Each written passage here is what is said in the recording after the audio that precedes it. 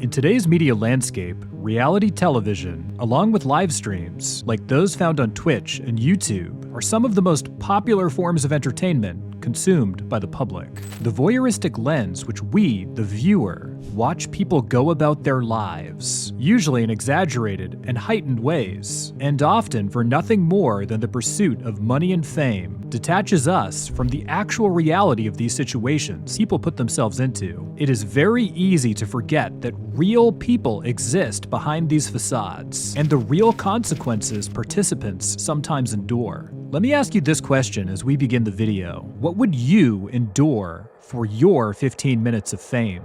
This is the story of Nasubi, who took part in the darkest reality television broadcast of all time, and his live stream from hell.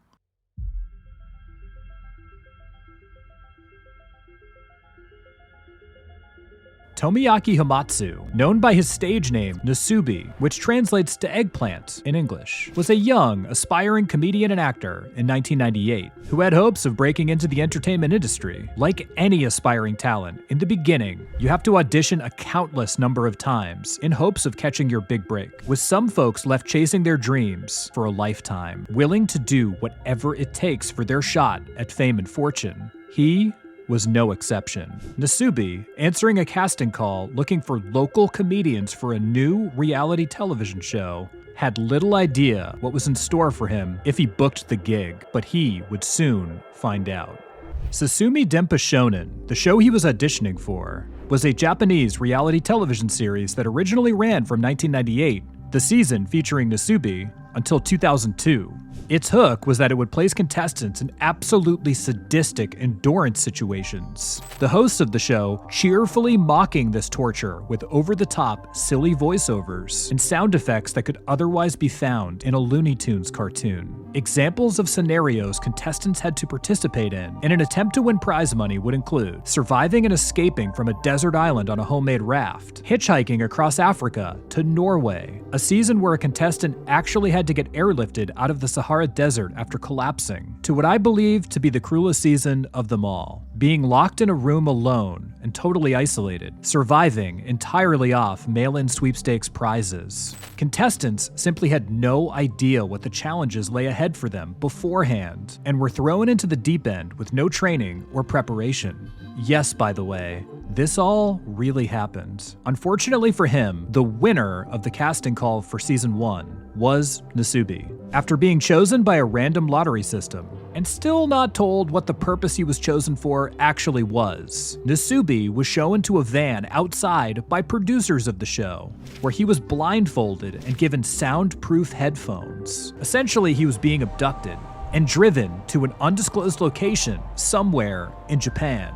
At the building the crew stopped in front of, he was escorted, still blindfolded, to a small room which was furnished with a small table, blank postcards and pens, a telephone, a radio, a single cushion, a sink with running water and a single burner cooktop, a small bathroom with a toilet and sink, an air conditioner, and a giant rack of magazines, which would be refreshed from time to time with the latest issues of whatever was current. Then he was told to strip naked, and was finally told his objective. He would have to win every item for his survival from mail-in sweepstakes, including his food, bedding, and clothing, and would not be allowed to escape the room until he won prizes in the total amount of 1 million yen, or about 10,000 US dollars, or he would forfeit the game. To start, he was given a small amount of bread and had access to drinking water from the sink. Aside from that, he'd have to win everything he'd need to survive. Imagine that for a second. No toilet paper, no soap, and no other food. No comforts whatsoever. He had to win it all. Nasubi, cheerful and optimistic by nature, was in. He had no idea that what was about to happen would change him forever. I will note quickly that mail-in sweepstakes, especially at the time, were very popular in Japan, just to give some perspective on the relevance of this particular challenge for the show.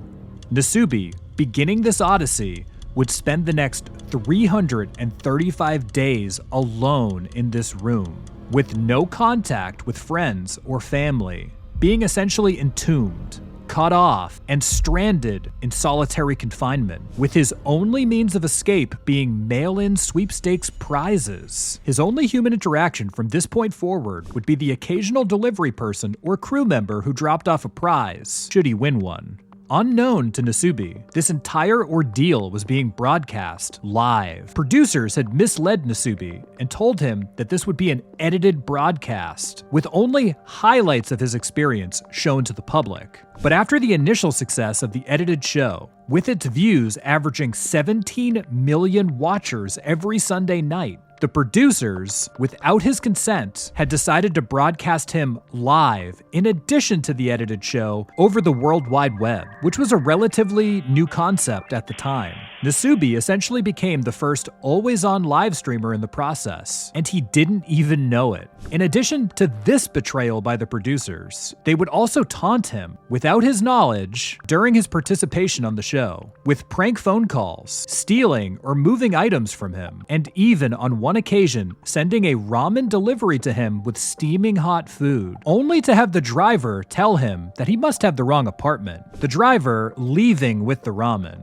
Much to the dismay of the famished and by this point increasingly more malnourished Nasubi, he was essentially living on scraps and water in between winning food from contests. Week after week, Nasubi struggled, eventually winning some food early on. First, some fiber jelly drinks, and later on, some rice. Figuring out a method to cook the rice after first trying to eat it raw. But not before some trial and error. Shockingly, his main source of food for much of the show would be dog food. But to the hungry Nasubi, he would eat anything that even resembled food, and I don't blame him, as he was literally starving for most of the show. As the weeks wore on into months, Nasubi had highs and he had lows, and began to appear more and more worn. Slowly though, he did begin to accumulate prizes, and the wins began to add up. He even got little bits of good food here and there, which was enough to keep him going, but his hold on his mind was still loosening. I mean, how could it not?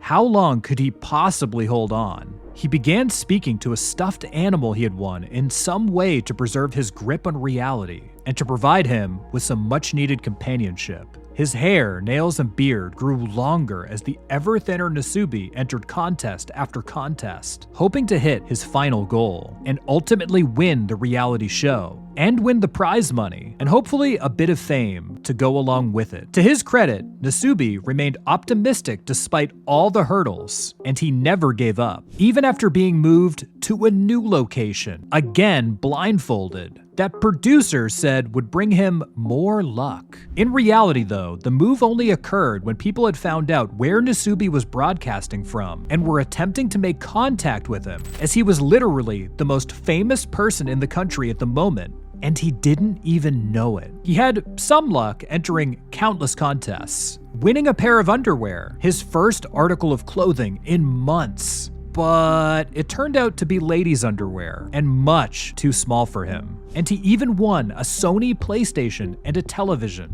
becoming the first widely known video game live streamer in the process. Again, totally unknown to Nasubi. To him, he was just a man locked in a room. After a few days of near constant video games, he did realize it was a huge distraction for him and his goal. So he quit cold turkey, declaring a prohibition of PlayStation. His sweepstakes entering campaign would then recommence until after 335 days, and after winning a set of tires and a giant bag of rice, Nasubi hit his goal of 1 million yen worth of prizes. But the producers of the show, unwilling to let their cash cow go, instead took a blindfolded Nasubi to South Korea, where he was given some clothes and brought to an amusement park. He was also given real hot food for the first time in almost a year. He must have thought to himself he had done it at last. This celebration was to be short-lived, however, as producers brought him to yet another apartment shortly after his 1 day of freedom at the park, and told him if he really wanted to win, he must strip naked again and win the equivalent of airfare back to Japan through even more magazine prizes.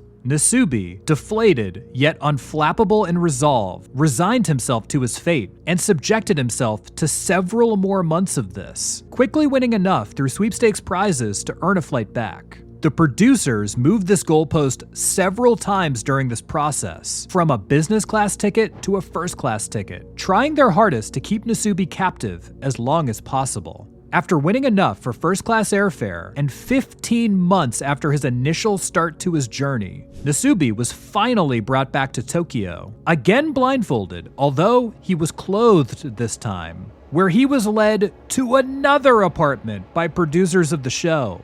Instinctively, he stripped his clothing off after the blindfold was removed and was left in the room by the producers. He was so traumatized at this point, he just assumed he must win more prizes to escape another room as he sat down and waited for instructions.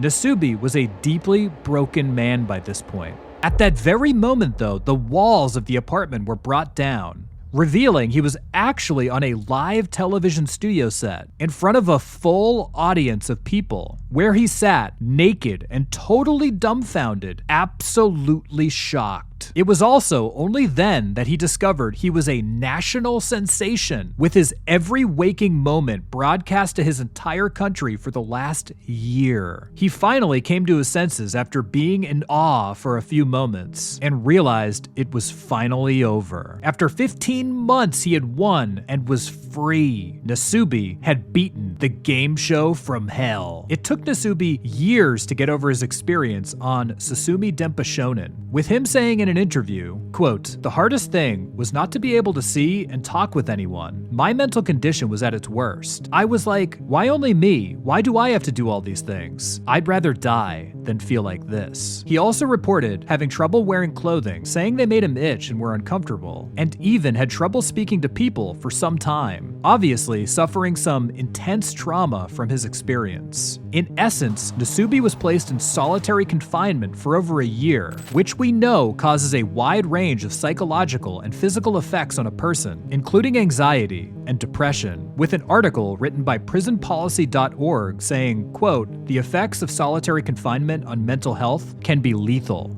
Where are the ethics of some sort of broadcast standard here?" Nasubi has since forgiven the producers of the show, and thankfully Susumu Denpa Shonen was taken off the air due to the cruelty it subjected its contestants to. Nasubi did achieve some minor success on television after he had some time to reacclimate to normal life, but nothing will ever come close to his time on what I consider to be the darkest reality program ever created. A show that had zero regard for its subjects, that had ratings eclipsing Game of Thrones at its peak. This program was enormously popular when it was first broadcast, and in some way set a tone for how far people would be willing to go on TV. Thankfully for Nasubi, he did eventually recover from his time on the show, regaining his bright sense of life, even climbing Mount Everest in 2016, with his goal of the climb being, quote, "to bring a smile to the people in Tohoku," showing him to be a remarkably optimistic individual.